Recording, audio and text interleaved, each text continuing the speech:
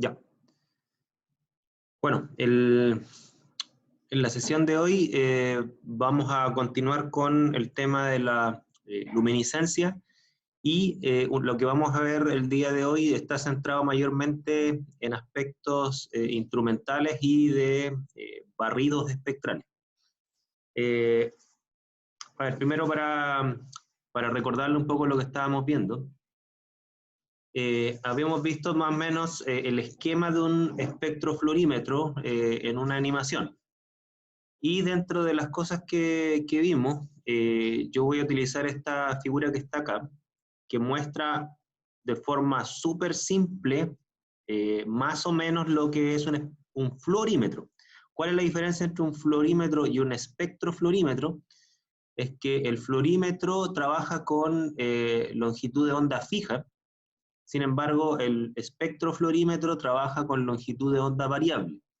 ¿Qué es lo que muestra esta figura? Muestra que en un fluorímetro los componentes instrumentales son una fuente de luz, que sería la fuente de excitación, es decir, la radiación que absorbe el analito.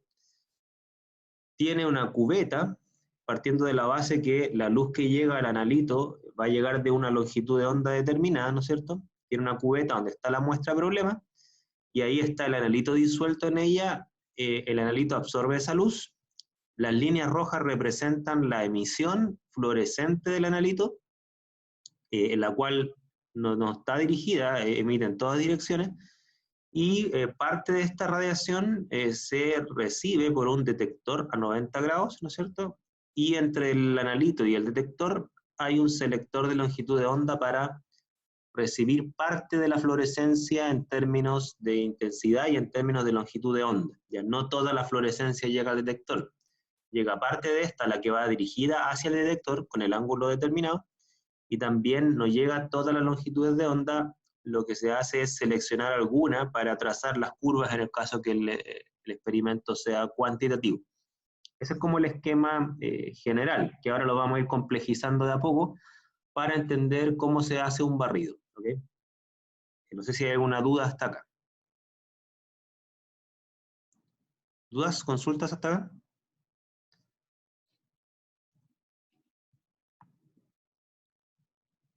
Ahora, esto sería un espectrofluorímetro, como vimos en la clase pasada, que es un poco más complejo, en donde entre la fuente que está acá, ¿no es cierto? Voy a irla marcando. Voy a utilizar entre la fuente que está acá y el detector que está acá. Como vimos en la clase pasada, hay dos selectores de longitud de onda, un selector primario y un selector secundario, o en algunos libros le llaman el selector de excitación y el selector de emisión. ¿Okay? El hecho está que si uno quiere trazar una curva de calibrado, lo que se debe hacer es seleccionar una longitud de onda que incide sobre la muestra, es decir, aquí viene la longitud de onda de excitación monocromática, y se debe elegir una longitud de onda que llega al detector emitido desde el analito, es decir, una longitud de onda de emisión. ¿Okay? En el caso de una curva de calibrado se hace así, es todo monocromático, es monocromático en excitación y monocromático en emisión, y si se cumplen esos requisitos, ahí vamos a tener una curva de calibrado, ¿no es cierto?, que sería lineal, intensidad de fluorescencia, concentración, y ahí sería lineal. Así como en absorción molecular las curvas son lineales a una única longitud de onda, en fluorescencia molecular las curvas son lineales a una única longitud de onda de excitación y de emisión. Esa es un poco la idea, ¿ya? Ahora, la pregunta es, bueno, ¿y cómo yo elijo la longitud de onda? Si nos recordamos en el caso de absorción molecular, uno elegía la longitud de onda normalmente con algunos parámetros analíticos que son las cifras de mérito. Y al respecto yo me voy a devolver un poco para recordarles la analogía con absorción molecular. Cuando uno trabajaba en absorción molecular, ¿qué es lo que hacía? Aquí voy a trazar una nueva pizarra, ¿no es cierto? Ustedes en absorción molecular lo que hacían es, trazaban primero, el espectro de absorción molecular, o sea, el barrido. Se trazaba un barrido, por ejemplo, si fuese una cosa así, ¿no es cierto? Y uno decía, bueno, con este barrido lo que yo sé es que si me interesa la sensibilidad, ¿no es cierto? Y la precisión, yo necesito dos cosas. Para la sensibilidad necesito el máximo de absorbancia, que estaría acá. ¿Por qué? Porque a igual concentración, más señal. Por lo tanto, es un parámetro de sensibilidad. Hola, hola. Y si yo quiero precisión, ¿no es cierto? Yo tengo que elegir la zona donde la absorbancia se vuelve constante, que sería acá o acá, en los máximos. O sea, hay dos máximos donde la señal sería muy precisa, pero hay uno de ellos que es más sensible, que el que está marcado en el círculo, ¿no es cierto? ¿Y ustedes qué es lo que hacían en absorción molecular? Ustedes decían, bueno, si me interesa sensibilidad y precisión, yo elijo ese máximo, que supongamos que ese máximo está, voy a poner un valor ficticio, está a 500, ¿no es cierto? Y supongan que este está a 400, entonces ustedes decían, bueno, yo voy a elegir entonces la longitud de onda de 500 y con esto yo trazo mi curva de calibrado. Ese era el principio. Esta es mi curva a 500. Voy a ponerlo en rojo acá. A 500. Si ustedes trazaban la curva a 400, ¿no es cierto? Le hubiese quedado una cosa parecida a esta. A 400 nanómetros, ¿no es cierto? Le hubiese dado también una curva de calibrado, pero con menos pendiente, menos sensible. Ese era el principio de absorción molecular, ¿ok? Ahora, en el caso de la fluorescencia, el principio es exactamente el mismo desde el punto de vista de la cifra de mérito, desde el punto de vista que si yo quiero más sensibilidad, pues bien, yo elijo las longitudes de onda donde más fluorescencia se genera. Y si yo quiero más precisión, elijo las longitudes de onda donde la fluorescencia se vuelve constante. Pero la única diferencia que tiene absorción molecular con fluorescencia es que yo aquí no tengo que elegir una longitud de onda, tengo que elegir dos longitudes de onda, porque hay dos tipos de radiación que me interesan para efectos de las cifras de mérito. Y aquí me devuelvo al PowerPoint. Lo que muestra esta figura a la derecha, y aquí por favor tengan harto cuidado porque esto es lo más complejo de este esquema, muestra lo que es un espectro de excitación y un espectro de emisión. Pero para entender lo que es un espectro de excitación y emisión hay que estar siempre entendiéndolo desde el punto de vista de qué es lo que hace el instrumento para trazarlo. Ya por eso está el instrumento a la izquierda y el espectro a la derecha. Lo primero que voy a hacer con ustedes es explicarles cómo se traza un espectro de excitación, ¿ok? ¿Cómo se traza el espectro de excitación? Y aquí me voy a valer nuevamente de el lápiz, ¿no es cierto? Para trazar un espectro de excitación, lo que hago yo en primer lugar es tomo el monocromador secundario, que es este, ¿no es cierto? Y aquí, ¿qué es lo que hago? Fijo una longitud de onda de emisión, es decir, la longitud de onda de emisión es fija, ¿ok? Ahora ustedes me dirán, es fija, pero ¿a qué longitud de onda? Es fija constante a cualquier longitud de onda donde yo sepa de antemano que mi analito emite, ¿ok? Por ejemplo, si ustedes tienen una tintura y ustedes saben que es fluorescente en el verde, pues bien, ustedes fijarán la longitud de onda de emisión en el verde, porque ustedes tienen ese antecedente. Aquí lo marcaría, por ejemplo, lo fijo en el color verde, ¿ok?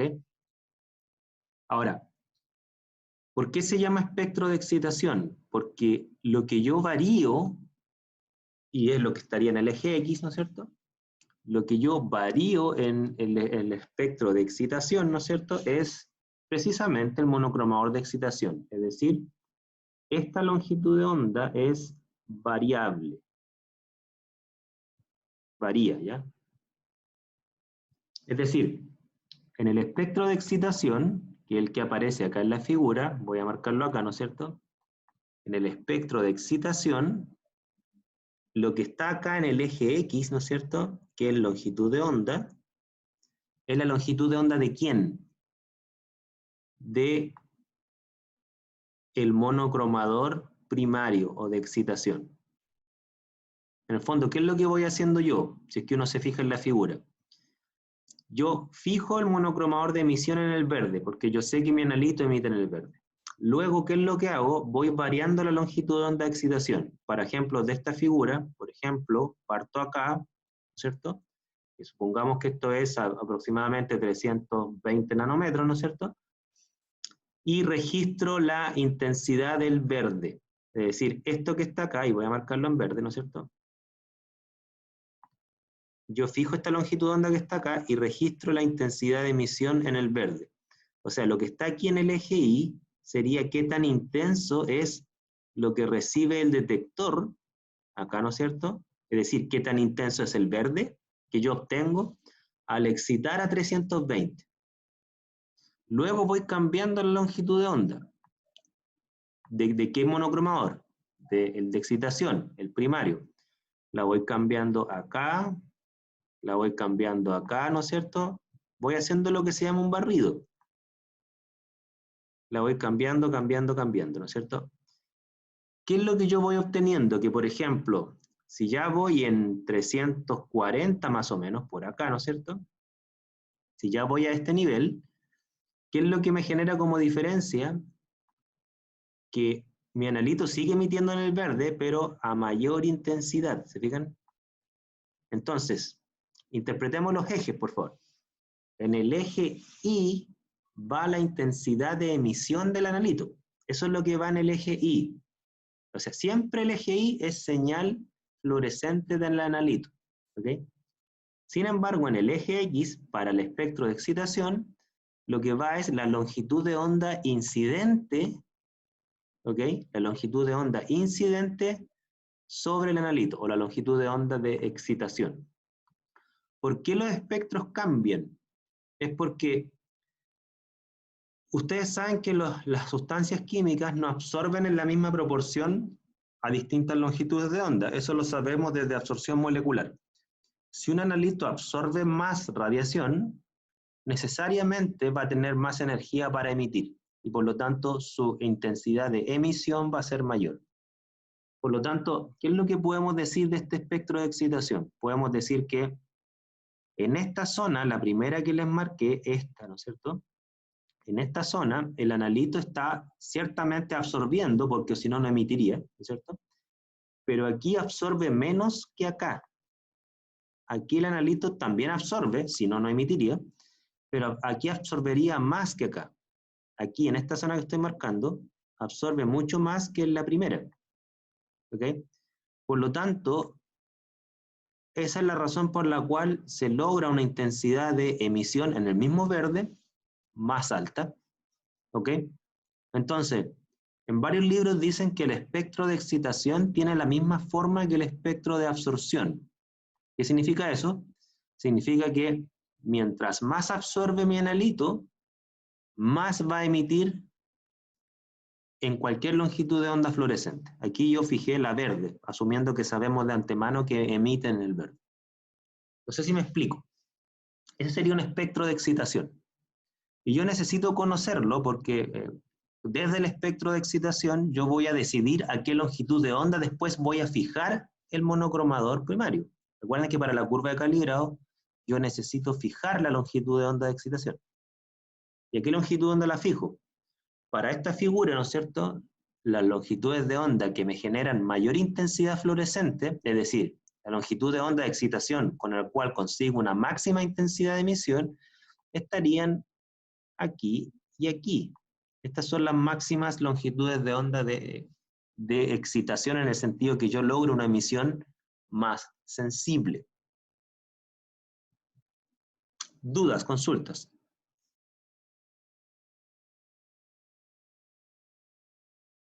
¿Alguna duda, alguna consulta? ¿Entienden cómo se traza un espectro de excitación? Entonces, en resumen, ¿no es cierto? Un espectro de excitación se traza variando la longitud de onda de excitación y teniendo fija la longitud de onda de emisión a una longitud de onda que yo sé que mi analito emite. ¿Ok? ¿Dudas? ¿Consultas?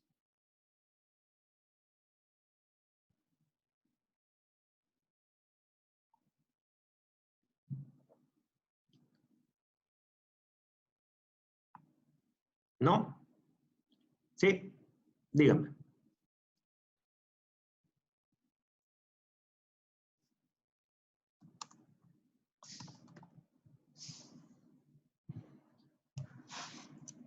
A ver, ¿por qué es necesario que sean fijos? Por una razón experimental.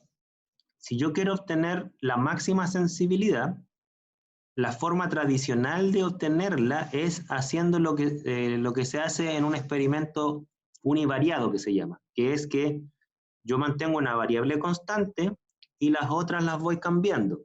Entonces, dado que la intensidad de emisión de mi analito va a depender de dos variables, de la longitud de onda de excitación y de la longitud de onda de emisión, ¿qué es lo que hago yo para elegir la mejor longitud de onda de excitación? Primero, fijo la longitud de onda de emisión y varío la de excitación. ¿Para qué? Para obtener la mejor longitud de onda para lograr la excitación de mi analito, que sería esta o esta. Vamos a ver más adelante que la más adecuada es esta. Ya después les voy a explicar por qué. Luego, ahora tenemos que hacer el segundo paso, ¿no es cierto? Como la intensidad de fluorescencia depende de dos variables, ¿no es cierto? Es decir, como la sensibilidad depende de dos variables, si ya estudiamos la primera variable, la longitud de onda de excitación, ahora lo que debo hacer es estudiar la segunda variable. Es decir, a qué longitud de onda en emisión es la mejor para seleccionar para que mi analito emita más, ¿no es cierto? Entonces, ahora la segunda parte, ¿no es cierto?, es precisamente hacer el mismo paso pero inverso.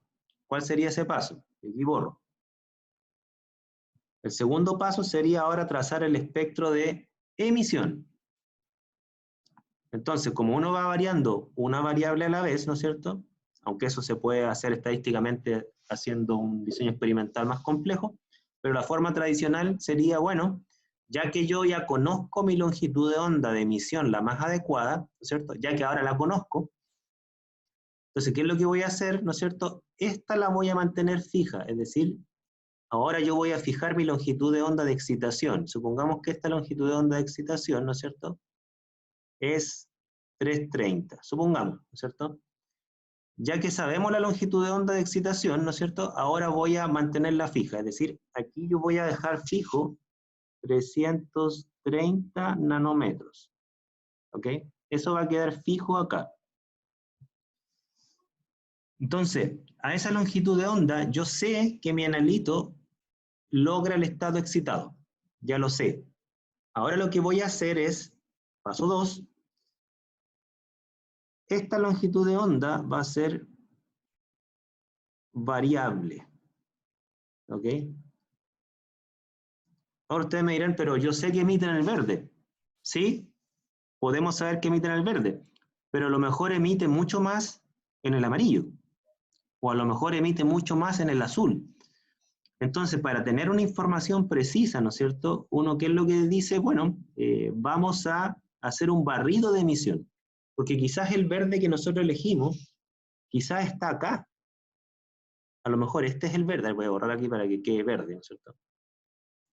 Quizás el verde que nosotros sabíamos que emitía, ¿no es cierto? Quizás está acá. Lo marqué. Quizás está acá. Y a lo mejor hay longitudes de onda donde emite aún más. Entonces, ¿cómo nos sacamos nosotros esa duda de encima, ¿no es cierto? Ahora fijamos la longitud de onda de excitación, que está a 330 para este ejemplo, y yo hago un barrido acá, en el monocromador secundario. Entonces yo digo, si yo excito a 330, vamos a hacer un barrido de 330 para arriba. De hecho, ni siquiera se recomienda 330, o sea, la misma longitud de onda de excitación en emisión no se recomienda porque hay fenómenos ópticos que generan mucho ruido cuando la longitud de onda de excitación es igual a la de emisión. Entonces, si uno elige 330, bueno, ojalá que partan su barrido de emisión de 340, 350 para arriba, ¿no es cierto? Entonces uno comienza a hacer el barrido. Y ese barrido, ¿no es cierto?, va a significar que, bueno, yo voy a comenzar mi barrido acá y registro una emisión fluorescente. Estaba diciendo que no se recomienda elegir la misma longitud de onda del monocromador secundario de emisión a la del primario, excitación. Si yo excito a 330, no se recomienda registrar la emisión del analito a 330. Cuando coincide la longitud de onda de excitación y de emisión, se generan fenómenos ópticos que incrementan mucho el ruido. ¿Okay? Hay varios fenómenos ópticos que se acoplan cuando las longitudes de onda son iguales. Entonces se recomienda, repito, se recomienda partir el barrido del monocromador de emisión, el secundario, a longitudes de onda mayores a la longitud de onda de excitación. Para nuestro ejemplo, la longitud de onda de excitación es 330. Por lo tanto, el barrido hay que partirlo a longitudes de onda mayores a 330. Por ejemplo, acá, ¿no es cierto? Lo partiríamos acá, supongamos, a 340 por poner un invento. Y de aquí para arriba yo voy registrando la emisión a distintas longitudes de onda. ¿Ya? Acá, acá. Le voy cambiando los colores para que a ustedes les vaya quedando claro. Acá, acá, ¿no es cierto? Yo voy registrando la intensidad de emisión obtenida, ¿no es cierto?, a diferentes longitudes de onda. Es decir, todo lo que voy registrando en el eje Y, ¿no es cierto?, es la intensidad de emisión del analito. ¿Ok? O sea, siempre es el analito emitiendo. Pero aquí, en este caso, es emitiendo a distintas longitudes de onda. ¿Ok? Por eso, el barrido de emisión, ¿no es cierto?, es la intensidad de emisión de mi analito a distintas longitudes de onda. En el caso anterior, en el barrido de excitación, lo que yo registro es la intensidad de emisión del analito a una única longitud de onda al cual este emite. Lo que yo varío en el caso anterior, en la excitación, es la longitud de onda precisamente de excitación. Eso es lo que yo varío.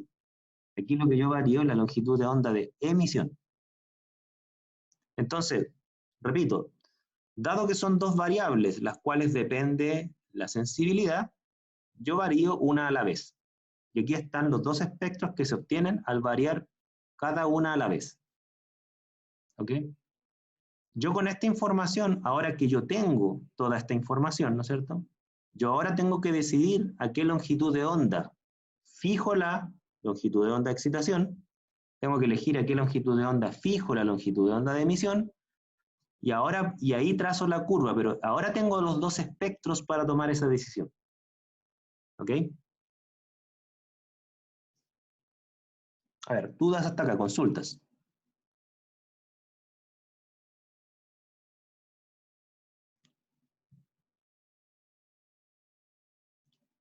¿Alguna duda, alguna consulta hasta acá? Mientras tanto voy a borrar.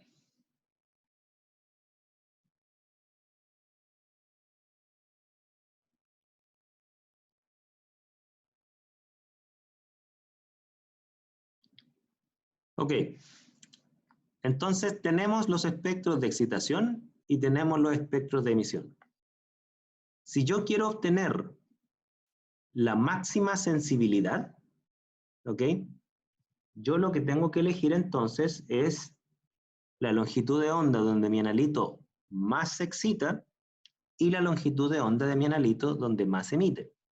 Para este ejemplo, si uno lo mira acá, ¿no es cierto?, hay dos longitudes de onda donde mi analito se excita más, que sería esta, ¿ok?,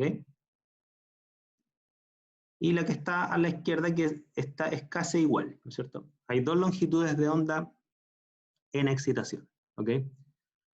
¿A qué longitud de onda el analito más emite? ¿No es cierto? De hecho, voy a ponerle otro color para que... Voy a poner más en azul la longitud de onda de excitación. Cualquiera de estos dos, ¿no es cierto?, cualquiera de estas dos longitudes de onda de excitación a mí me sirven. ¿Qué longitudes de onda de emisión a mí me sirven para tener la máxima sensibilidad?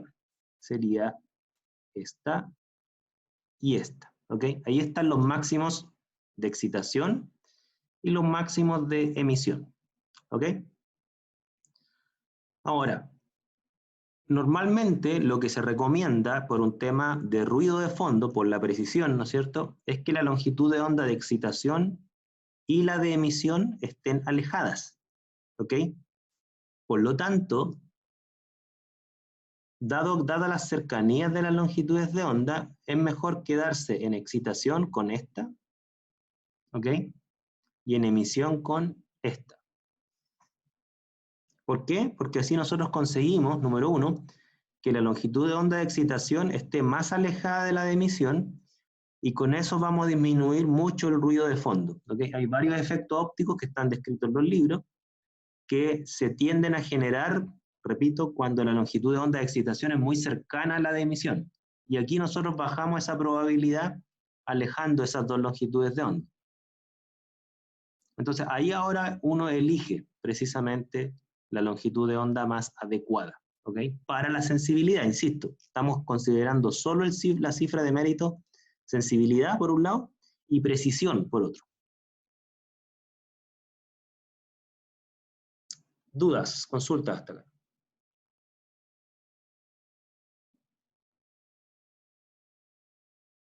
¿No? Bien. Continuemos. Voy a borrar acá.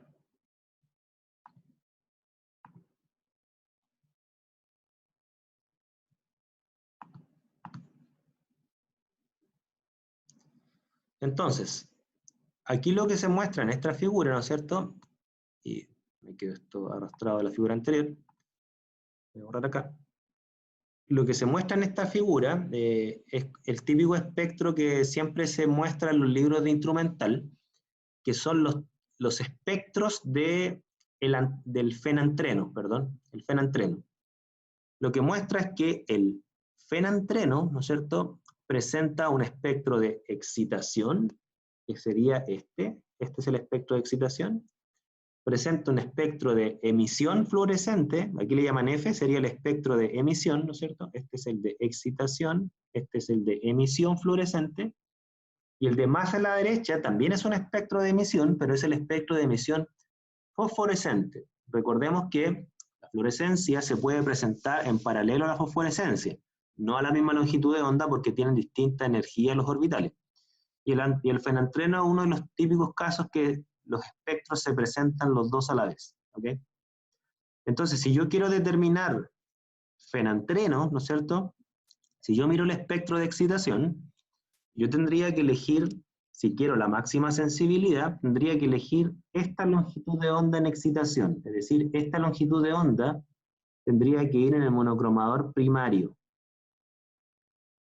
Si yo quiero registrar el espectro fluorescente del fenantreno, es decir, captarlo con la máxima sensibilidad para una curva de calibrado, entonces yo tendría que elegir esta longitud de onda en el monocromador secundario, si es que quiero explotar la fluorescencia, ¿ya?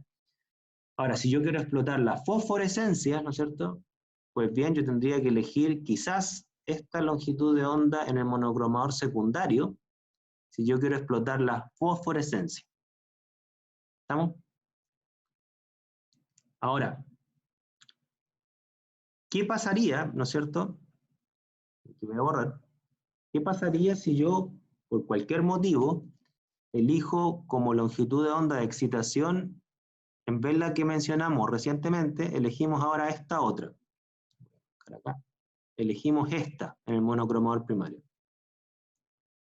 Si yo cambio la longitud de onda de excitación a una longitud de onda donde yo sé que el analito igual alcanza un estado excitado, pero con una menor intensidad en excitación, ¿no es cierto? ¿Qué es lo que pasaría con estos espectros que están a la derecha?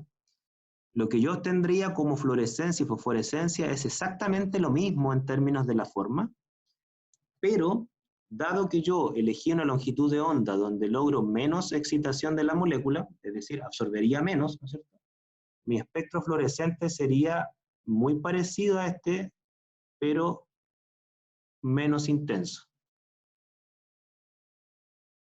Sería una cosa así. Sería, en el fondo, si yo cambio la longitud de onda de excitación a una longitud de onda menos sensible, los espectros en términos de sus máximos tienen las mismas longitudes de onda, pero sus intensidades bajarían, porque si absorbe menos, va a emitir menos. Ese es un poco el principio.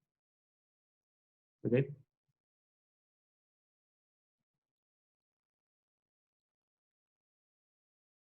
¿Dudas? Consulta hasta acá.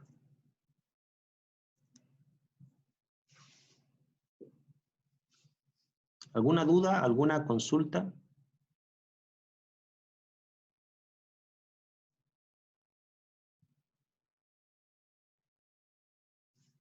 Ok. Entonces, aquí tenemos entonces un típico espectro de excitación y emisión, en este caso es la quinina, ¿ya?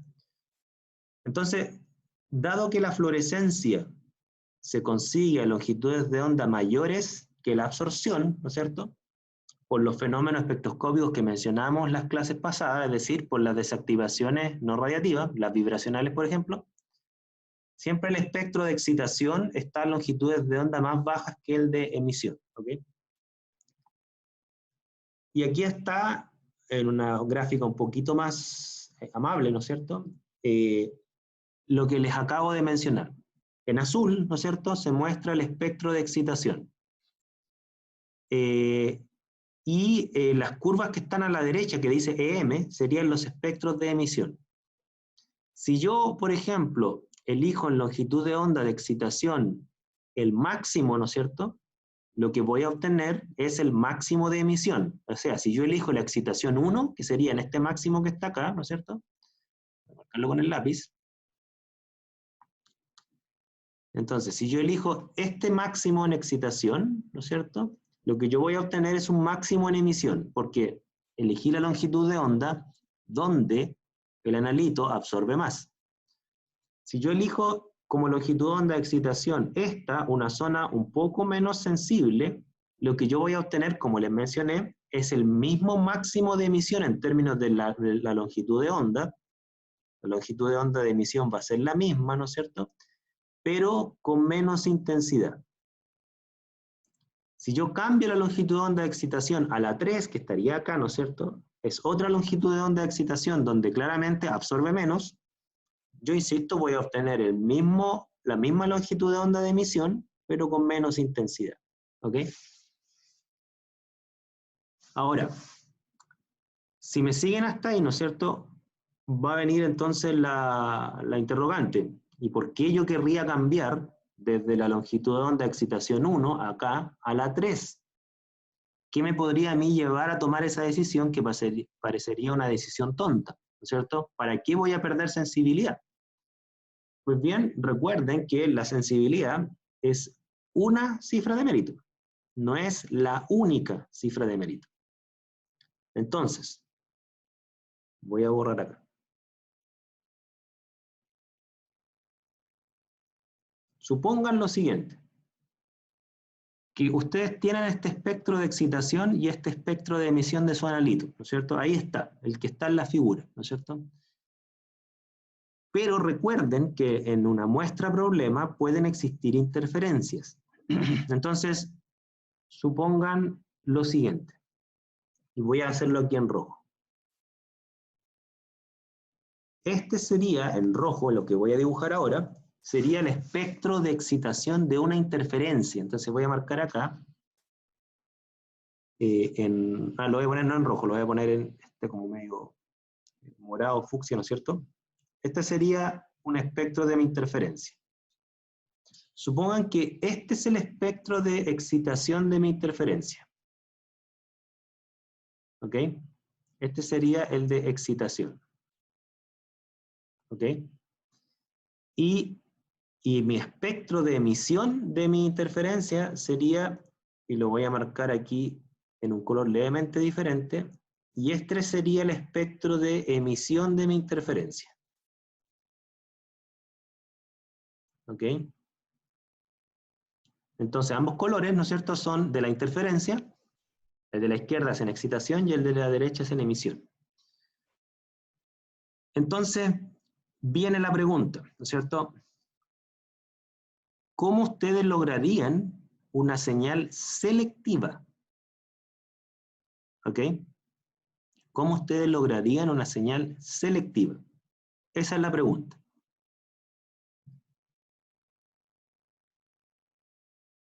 Piénsenlo, unos segundos, ¿ya? Ya la pregunta no es cómo logran una señal sensible, es cómo logran una señal selectiva.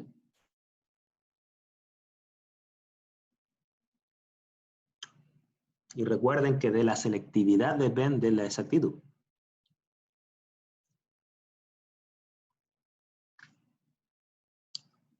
Piénsenlo unos 20 segundos.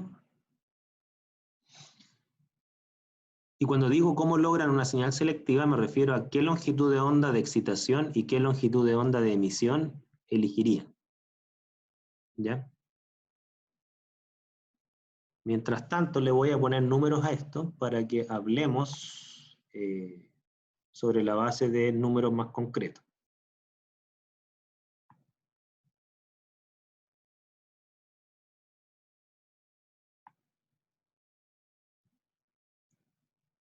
Mientras lo piensen, recuerden.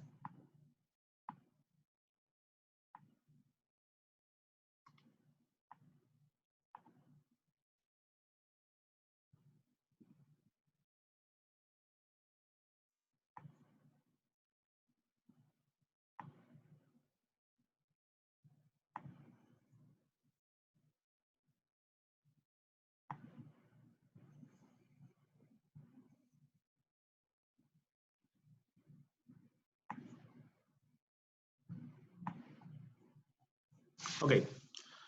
¿Alguna idea? ¿Cómo lograrían una señal selectiva?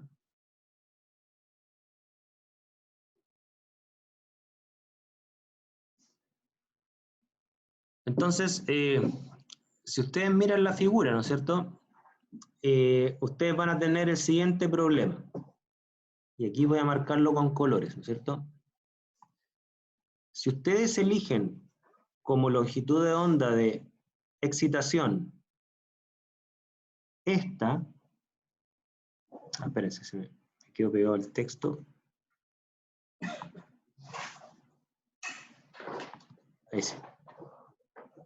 Si ustedes eligen como longitud de onda de excitación 300 y como longitud de onda de emisión 350, ¿no es cierto? ¿Qué es lo que les va a pasar a ustedes? Les va a pasar que a 300 nanómetros el analito va a alcanzar el estado excitado, porque el espectro de excitación me lo muestra. A 300 nanómetros, si yo le hago incidir radiación, va a generar emisión fluorescente. Por lo tanto, si ustedes excitan a 300 nanómetros, se va a excitar el analito, pero también se va a excitar, ¿no es cierto? El analito, ¿no es cierto? Pero también se va a excitar la interferencia. ¿Ok?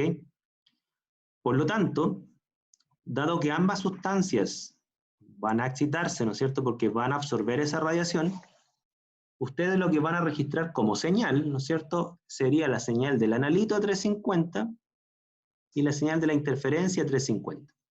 O sea, sería una señal solapada. ¿Ok? Y por lo tanto, no selectiva. Ya, la otra opción, ¿no es cierto? Exactamente, la que me acaban de escribir, sería elegir 220, ¿no es cierto? Si yo elijo 220 como longitud de onda de excitación, ¿no es cierto? Lo interesante que tiene 220, es como acaban de decir, es que a 220 solo se excita el analito, no la interferencia. ¿Ok? La interferencia no presenta espectro de excitación a 220. Por lo tanto, dado que a 220 se excita el analito y no la interferencia, por mucho que el espectro de emisión de la interferencia se presenta a 350, ustedes no obtendrían esa señal porque si yo fijo el monocromador primario a 220, la interferencia no absorbe. Y si no absorbe, no emite. Literalmente este espectro de emisión desaparecería. ¿Ok? El requisito necesario para que una especie florezca es que absorba previamente.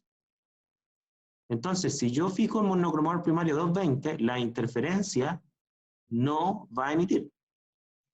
De ahí ustedes obtendrían esta señal. Repito. Sí, voy a repetir. Si ustedes excitan a 220, acá, ¿no es cierto? El analito va a absorber. Y, por lo tanto, va a emitir. ¿Y a qué longitud de onda va a emitir? A esta. La interferencia a 220 no absorbe, no se excita. Fíjense que aquí termina el espectro de la interferencia. A 220 no absorbe, no se excita. Entonces, nosotros habíamos dicho que el espectro de emisión de la interferencia, ¿no es cierto?, tenía esta forma. ¿Ok? Pero ese espectro de emisión de la interferencia ocurriría solo si la interferencia se excita. Si yo fijo la longitud de onda 220, este espectro de emisión de la interferencia desaparecería. Por lo tanto, ustedes tendrían una señal menos sensible, ¿no es cierto? Esta señal, al excitar a 220, ustedes obtendrían, al excitar a 220, ¿no es cierto? Ustedes obtendrían esta señal, esta, que es menos sensible, pero selectiva. En el fondo, ustedes ganarían sensibilidad fijando una longitud de onda de excitación donde la interferencia no se excita. Esa es como la idea. Ganarían una señal más selectiva, aunque menos sensible. No sé si se entiende.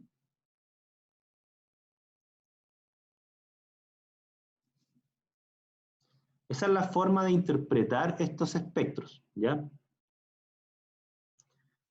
En fluorescencia hay dos formas de obtener selectividad. Una, que es la que acabamos de ver, eligiendo una longitud de onda donde la interferencia no se excite. La otra opción es eligiendo una longitud de onda donde la interferencia no emita. Son dos posibilidades, ¿ya?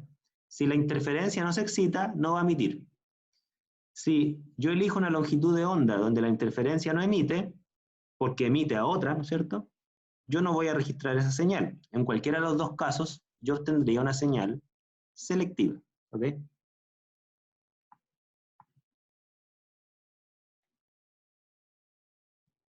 Dudas, consultas, hasta acá.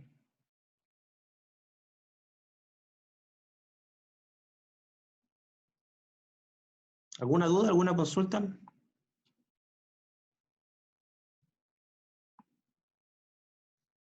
Ok. Entonces, aquí lo que ustedes están viendo ahora, y quiero que lo vean con estos ojos, ¿no es cierto?, sería el diagrama de un espectrofluorímetro, entendiendo que lo que uno llama barrido de excitación o barrido de emisión, ¿no es cierto?, son los barridos que se ejercen por mover la red de difracción del monocromador primario o secundario. Como nosotros vimos en las clases pasadas, ¿no es cierto?, la red de difracción, al mover su ángulo, ¿no es cierto?, yo puedo ir eligiendo la longitud de onda que finalmente va a ir a parar ya sea a la muestra, en este caso, a través de la rendija de salida, o al detector, ¿no es cierto?, que, ¿dónde está el detector? Se me perdió acá. Perdón, me devuelvo, que estaba viendo esta figura al revés. Repito todo. Yo al manipular la red de difracción, ¿no es cierto?, yo puedo ir eligiendo la longitud de onda que va a parar a la muestra, eligiendo el ángulo del monocromador acá, de forma que solo salga en la rendija de salida, llegue a la muestra una única longitud de onda, o al variar el ángulo de la red de difracción del monocromador secundario, el de emisión, ¿no es cierto?, para que al detector llegue una única longitud de onda, ¿no es cierto? Los barridos los hacen los monocromadores, particularmente el ángulo de la red de difracción. Ese es el esquema, ¿ya? Yo a ustedes les mostré en las clases pasadas un video de cómo se movía el ángulo de la red de difracción para elegir la longitud de onda en absorción. No he encontrado un video para fluorescencia, ¿ya? Pero el principio es exactamente el mismo. Voy a borrar acá, ¿ya? Ahora, muy importante, y esto es solamente porque la tecnología ha cambiado bastante, ¿no es cierto? Hoy en día, los equipos ya tienen suficiente capacidad de procesamiento de datos para hacer lo que se llama los espectros completos de excitación y emisión, un barrido literalmente 3D, ¿ya? En esta figura, la que estoy mostrando acá, se muestra más o menos lo que uno hacía con una variable a la vez, ¿no es cierto? Aquí se hace con las dos variables al mismo tiempo. Es decir, aquí en este eje, que le vamos a llamar, no sé, este sería el eje X, ¿no es cierto? Este sería el eje Y, y este sería el eje Z, ¿no es cierto? En el eje X está la longitud de onda de emisión, en el eje Y está la longitud de onda de excitación, y en el eje Z sería la intensidad fluorescente registrada. O sea, literalmente lo que ustedes están viendo son cada una de estas líneas, ¿no es cierto? Representa un espectro de excitación y un espectro de emisión. Y si uno los pone todos juntos, ¿no es cierto?, tiene un área 3D de excitación y emisión. Ahí uno ve el espectro completo, ¿ya? Hoy en día casi todos los instrumentos son capaces de trazar el espectro de excitación y emisión completo. Obviamente que antes no se hacía esto porque tomaba mucho tiempo. Hoy en día ya los equipos cada vez lo hacen más rápido, ¿ya? Y lo que se muestra acá en la figura, ¿no es cierto?, esto también es importante destacarlo, es cuando la longitud de onda de excitación y emisión tienden a coincidir, se genera esta aberración óptica que está acá, que es como una línea oblicua, que esa es un ruido de fondo, ¿ya? Es un ruido de fondo, ¿no es cierto? Esa es una señal que no es fluorescencia de mi analito, es solo ruido. Y eso hay que evitarlo. Esa es la típica línea que hay cuando la longitud de onda de excitación y emisión coinciden. La señal de fondo sube enormemente, ¿ya? Entonces hay que alejarse de esa zona.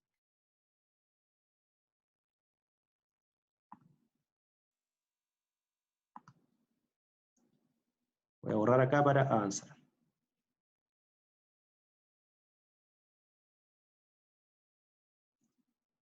Bien.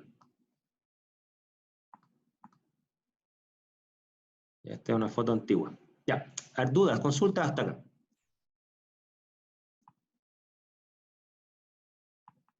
Lo que vamos a ver ahora es un ejemplo, ¿ya? Vamos a analizar dos casos. Un caso lo vamos a empezar a analizar hoy, lo vamos a terminar el martes, y el otro caso lo vamos a analizar solo el martes, ¿ya? A mí me interesa que con lo que nosotros estamos viendo ahora, ¿no es cierto?, ustedes sean capaces de describir, analizar y evaluar información técnica con estos principios fluorescentes, ¿ya? Es decir, como este es un curso de química analítica, no es un curso de espectroscopía, ¿no es cierto? Es la espectroscopía aplicada al análisis, ¿no es cierto? A mí me interesa que ustedes sepan entender los parámetros de un método analítico publicado, ¿ya? Aquí les voy a mostrar un paper, ¿ya? Este es un paper que muestra un desarrollo y validación de un método espectrofluorimétrico, ¿no es cierto?, para la determinación de haloperidol en fórmulas farmacéuticas, ¿ok? Bueno, aquí afirman, ¿no es cierto?, que tienen un método simple, sensible, exacto, ¿no es cierto?, para la determinación de haloperidol en preparaciones farmacéuticas. Y lo interesante es que aquí afirman que, y lo voy a marcar acá, ¿no es cierto?, afirman que este método está basado en la formación de un par iónico complejo, no sé, o un complejo le llaman acá, entre el haloperidol y a la alizarina, ¿no es cierto?, red S. ¿Qué es eso? En el fondo, el paper está anticipando que la señal analítica no la genera el analito, la genera una especie de complejo que forma el analito con un fluoróforo, ¿ya? Y ese complejo se extrae en cloroformo, ¿ok? Ese es como el principio. Y fíjense lo interesante, ¿no es cierto? Aquí dice que la máxima intensidad fluorescente, ¿no es cierto?, se genera a... ya bueno, aquí se plantean que se genera a 564 nanómetros con una excitación a 466. O sea, ¿qué es lo que le están entregando acá? Le están diciendo que si ellos excitan a 466, monocromador primario, la máxima intensidad fluorescente, monocromador secundario, se obtiene a 564 nanómetros, ¿ya? Y fíjense lo interesante de eso también, ¿no es cierto? La curva de calibrado, fíjense, lo que se llama el linear range acá, ¿no es cierto? La curva de calibrado se traza entre 0,8 a 20 microgramos por ml, ¿ok? Con un límite de detección de 0.08 microgramos por ml, o sea, 0,08 ppm en el fondo, miligramos por litro, ¿ya? Que es bastante más sensible que la absorción molecular. Espera, se me equivoqué acá. Veamos entonces cómo les fue dentro del artículo, ¿ya? En los 5 minutos que quedan. Vámonos a las partes más relevantes analíticamente, ¿no es cierto? Ya, fíjense aquí. Por eso yo les trato de explicar esta parte. Yo insisto, el objetivo de este curso es entregarle una formación que les permita a ustedes interpretar y evaluar las cifras de mérito de un método analítico. Y aquí, fíjense, se muestra en la figura 2, ¿no es cierto? Voy a agrandarla, ¿no es cierto? En la figura 2 se muestra el espectro de excitación y emisión del par iónico que forma el analito con el complejo, ¿no es cierto? Esta es la figura 1, esta es la estructura del analito, ¿ok? El haloperidol. Luego, el complejo que forma el analito, ¿no es cierto?, presenta este espectro de excitación y emisión. Entonces, el A sería el espectro de excitación. La máxima excitación se consigue un poco más abajo de 470 y la máxima de emisión, ¿no es cierto?, como se muestra en la figura, se consigue a más o menos 560 como planteaba el artículo, ¿ya? O sea, si uno mira este espectro, claramente los autores lo que buscaban era la máxima sensibilidad, ¿ya? Aquí no están hablando de selectividad en este paper, están hablando de sensibilidad, ¿ok?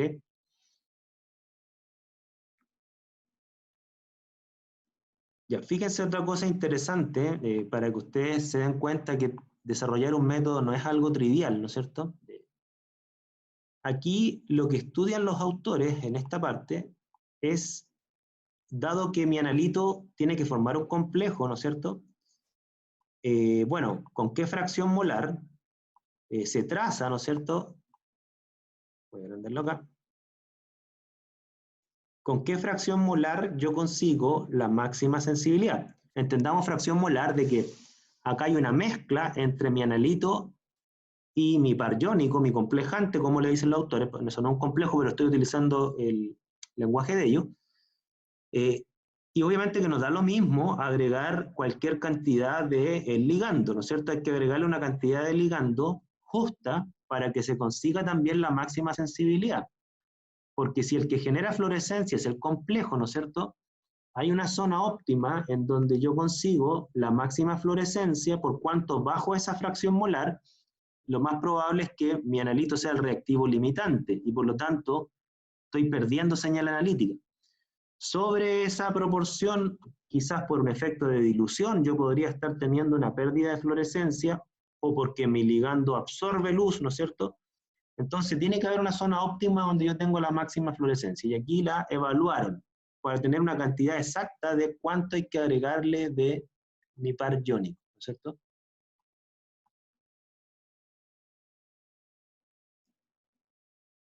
Aquí está la formación del complejo, ¿no es cierto?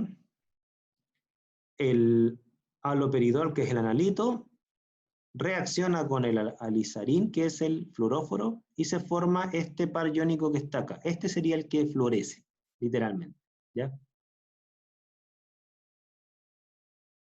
Ahora, aquí lo que hacen los autores, ¿no es cierto? Fíjense, van buscando las mejores condiciones en términos de sensibilidad. Por ejemplo, evalúan los solventes más adecuados para lograr la máxima señal fluorescente. Se fijan que evalúan varios solventes con los cuales extraer ese complejo. Varios solventes, este y este. Y claramente, ¿no es cierto?, el que les entrega más sensibilidad es el cloroformo. Ahora, recuerden ustedes que nosotros vimos también que la sensibilidad depende del solvente por varias razones. Por ejemplo, una de ellas es la viscosidad del solvente. Otra de ellas es la polaridad del solvente. O sea, otra de ellas, que no sería este caso, ¿no es cierto?, sería el pH de la solución. como son varias variables, ¿no es cierto? En realidad lo que hacen aquí ellos es algo súper pragmático, dicen, bueno, vamos a probar varios solventes y vamos a quedarnos con el solvente que me dé más fluorescencia. La causa de por qué genera más fluorescencia, en realidad no nos interesa, lo que nos interesa es que nos dé más fluorescencia. Listo. Las causas ya podemos entender cuáles son las posibles, polaridad o viscosidad. ¿Ok? Y así van evaluando, ¿no es cierto?, varios parámetros para obtener la máxima sensibilidad. Aquí, por ejemplo, evalúan lo que es el tiempo el tiempo de agitación para formar el complejo y que se extraiga, ¿no es cierto? Aquí se muestra que más o menos a partir de 1,5 minutos se logra la máxima sensibilidad fluorescente. Se evalúa el pH a la cual se forma el complejo y obtienen acá, si ustedes ven, la zona más óptima de pH al cual, al formar el complejo y extraerlo, se generaría la máxima señal fluorescente. Entonces van viendo paso a paso cada uno de los variables. Todo apunta, en este artículo, todo apunta claramente a la sensibilidad. Aquí apuntan al volumen de la solución, no solamente al pH, el pH es fijo acá, aquí apuntan al volumen de la solución para obtener la máxima sensibilidad. Y fíjense que acá obtienen las cifras de mérito, ¿ya? Si uno mira acá, ¿qué es lo que muestran acá? Exactitud y precisión, ¿ok? Entonces, aquí ustedes ven que esta es el valor de referencia, ¿no es cierto? Aquí están los valores de referencia. Aquí están los valores obtenidos, muy cercanos a los valores de referencia, o sea, los sesgos son bastante bajos. Aquí están las precisiones obtenidas de desviación estándar, tanto absoluta como relativa. Si miramos la relativa, ¿no es cierto? Vemos que todas las desviaciones estándares que obtienen son inferiores al 1%, lo cual es bastante bueno, ¿ya? Normalmente la fluorescencia tiene precisiones como de un 5%. Aquí obtienen menor al 1%. Y aquí está el sesgo relativo, lo que ellos le llaman error. Bastante bajo. Aquí no hacen un test de student ni nada, pero por lo menos arrojan por separado la precisión y la exactitud.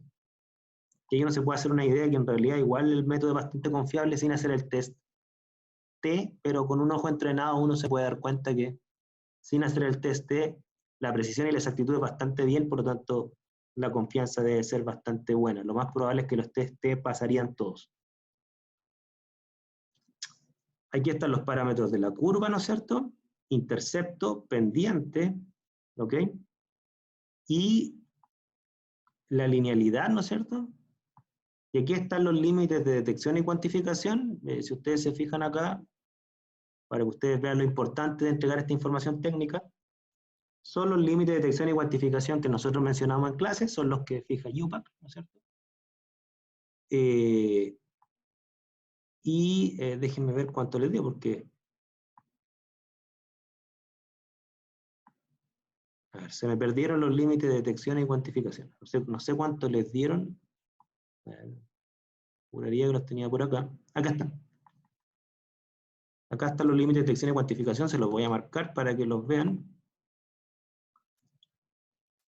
Límite de detección, límite de cuantificación, ¿ya? Lo hicieron en base al criterio UPAC, ¿no es cierto? Así que no hay problema, ¿ya? Bastante buenos por lo demás, ¿ya? Entonces, el tema del análisis de este artículo lo vamos a dejar hasta acá. Nos queda todavía ver un par de cosas, ¿no es cierto?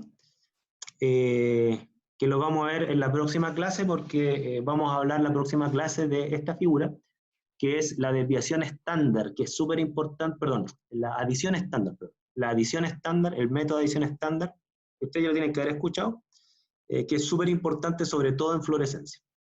¿Ya? Entonces vamos a dejar el artículo hasta acá y vamos a continuar el martes, ¿ok?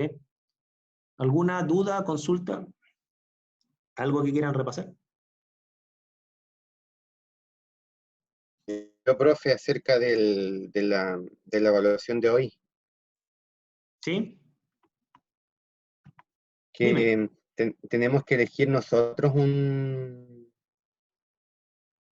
que no entiendo más o menos las preguntas. tenemos que elegir nosotros un tipo de absorción y hacer cálculos. A ver, la evaluación de hoy yo les mandé a ustedes unos papers. Ah, ya. O sea, hay una Perdón, tabla no. en Word, que viene adosado a un artículo. Entonces ustedes tienen que analizar un artículo, que es el que les pasé yo. Entonces, ¿cuál es la actividad 4 que sale en el aula? Esta que estamos hablando ahora. Hay una tabla, ¿no es cierto?, que se les pregunta información analítica de un artículo y bajo Sí. esa actividad está el artículo.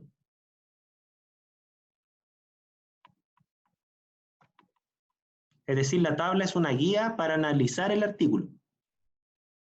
Ah, ya. Ya. ¿Cuál es la pregunta? A ver.